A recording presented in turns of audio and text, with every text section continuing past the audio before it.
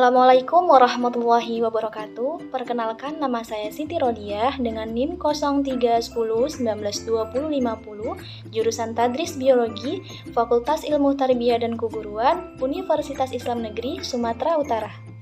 Nah, dalam video ini saya akan menjelaskan terkait dengan beberapa soal yang diberikan sebagai ujian akhir semester dengan mata kuliah genetika dosen pengampu Ibu Minur Afini Dwi Jayanti MPD.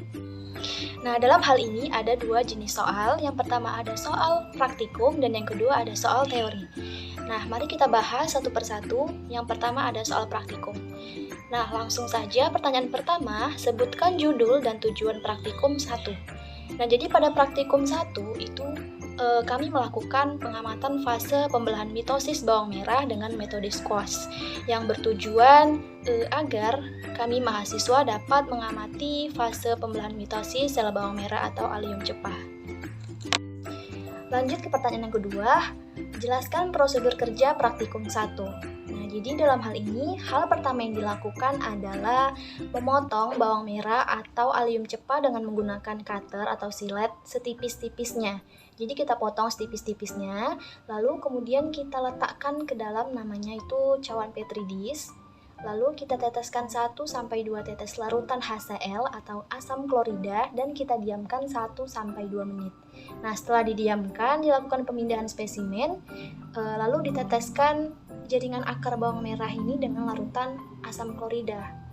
Nah, kemudian setelah itu kita siapkan larutan safranin. Nah, teteskan pada spesimen tadi dengan menggunakan pipet tetes. Setelah itu, pindahkan spesimen pada objek gelas, lalu tutup dengan cover gelas dengan kita gunakan metode squash dan amati di bawah mikroskop. Nah, kemudian pertanyaan yang ketiga, apa fungsi fiksasi dan maserasi dalam pembuatan preparat akar bawang merah dalam percobaan praktikum 1? Nah, jadi ada fiksasi dan maserasi. Nah, fiksasi itu bertujuan agar kondisi fisiologis potongan akar bawang merah itu stabil untuk jangka waktu tertentu, dia sama gitu dengan kondisi saat dipotong. Nah, kemudian untuk maserasi itu bertujuan untuk membuat ujung akar itu lunak, jadi agar mudah melakukan metode squash. Nah, kemudian pertanyaan yang keempat, bagaimana hasil pengamatan sel ujung akar bawang merah pada video praktikum yang diamati? Nah, jadi berdasarkan hasil pengamatan, ada dua fase yang ditemukan, yaitu fase profase dan fase anafase. Pada fase profase itu seperti gelondong-gelondong yang berwarna merah di bagian tengah, kemudian untuk fase anafasenya itu terbentuk spindle aster di mana pergeseran sentriol ke kutub pembelahan. Nah, lanjut pertanyaan yang kelima, sebutkan judul dan tujuan praktikum yang kedua. Nah, jadi dalam praktikum kedua itu berjudul variasi pada hewan dan tumbuhan, dan tujuannya itu untuk menjelaskan tipe-tipe keragaman pada tumbuhan dan hewan. Lalu, bagaimana hasil pengamatan karakter pada tumbuhan dan hewan yang diamati? Nah, jadi dalam hal ini saya memilih hewan kucing kampung atau Felis catus, dan yang diamati itu ada warna tubuh, kemudian bentuk ekor, dan warna mata. Nah, jadi saya memilih 3 anakan kucing kampung. Jadi pada kucing pertama, warna bulunya itu berwarna putih abu hitam. Kemudian kucing yang kedua itu warnanya coklat muda dan krim. Kemudian kucing yang ketiga itu berwarna coklat muda dan campuran hitam dan abu gitu. Nah, kemudian hal kedua yang diamati itu dari bentuk ekor. Pada kucing pertama itu bentuk ekor pendek. Baru pada kucing yang kedua itu bentuk ekornya panjang, dan pada kucing yang ketiga bentuk ekornya pendek. Nah, kemudian dari warna mata. Warna mata pada kucing pertama itu hitam coklat, kemudian pada kucing kedua warna mata hitam, kemudian pada kucing yang ketiga warna mata hitam perpaduan coklat muda gitu. Nah, kemudian untuk tumbuhan, saya memilih bunga kertas dengan 4 macam warna, dan hal yang diamati itu ada warna bunga, warna daun, dan warna tangkai.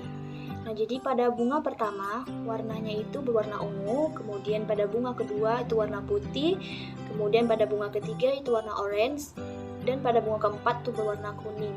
Nah, kemudian dari segi warna daun, pada bunga pertama dia daunnya berwarna hijau muda mix kuning. Kemudian pada bunga kedua itu warna daunnya hijau tua mix putih. Kemudian pada bunga ketiga warna daunnya itu hijau muda, dan pada bunga keempat warna daunnya itu hijau tua. Nah, kemudian dari segi warna tangkai, pada bunga pertama berwarna coklat, kemudian pada bunga kedua tangkai berwarna coklat muda, kemudian pada bunga ketiga dia berwarna coklat kehijauan, dan pada bunga yang keempat dia berwarna coklat keabuan. Nah, kemudian pertanyaan selanjutnya, jika terdapat perbedaan pada karakter yang diamati tadi, mengapa hal tersebut dapat terjadi? Nah, jadi berkaitan dengan hal tersebut, keanekaragaman yang muncul itu sangat bervariasi dan sifat individu itu ditentukan oleh gen. Nah, faktor genotip itu saling berinteraksi dengan faktor lingkungan dan akan memunculkan sifat yang tampak atau disebut juga dengan fenotip. Nah, menurut Suryo tahun 1999, faktor-faktor yang menyebabkan timbulnya keanekaragaman makhluk hidup itu adalah mutasi yang merupakan peristiwa perubahan yang disebabkan oleh faktor internal seperti materi genetik atau faktor lingkungan, itu seperti radiasi dan suhu. Kemudian rekomendasi yang merupakan proses atau peristiwa yang berakibat terbentuknya kombinasi gen baru pada kromosom gitu. Jadi individu baru dari reproduksi seksual akan memiliki faktor keturunan dari kedua induknya. Nah, kemudian pertanyaan terakhir, apa kesimpulan dari hasil praktikum cakram genetika? Nah, jadi dari praktikum cakram genetika diperoleh kesimpulan yaitu terdapat variasi sifat pada setiap manusia, khususnya yang berkaitan dengan sifat genetik seperti jenis kelamin, bentuk rambut, bentuk lidah, ibu jari, cuping telinga, dan golongan darah. Nah, jadi dalam satu kelas itu memiliki sifat yang berbeda-beda. Pada indeks 50 itu terdapat 8 orang, kemudian pada indeks 60 ada 2 orang, pada indeks 56 terdapat 2 orang, pada indeks 24 terdapat 4 orang, pada indeks 17 terdapat 3 orang, dan pada indeks 18 terdapat 3 orang. Nah, jadi dalam satu kelas itu kami terdiri dari 33 mahasiswa. Jadi angka indeks tertinggi itu terdapat pada mahasiswa kami bernama Wahyu Alwi Nasution dengan angka indeks tertinggi, dan indeks terendah itu pada mahasiswi kami yang bernama Octavia Chotima dengan indeks 12. Hanya ini dapat saya sampaikan dan jelaskan. Lebih kurang saya mohon maaf. Assalamualaikum warahmatullahi wabarakatuh.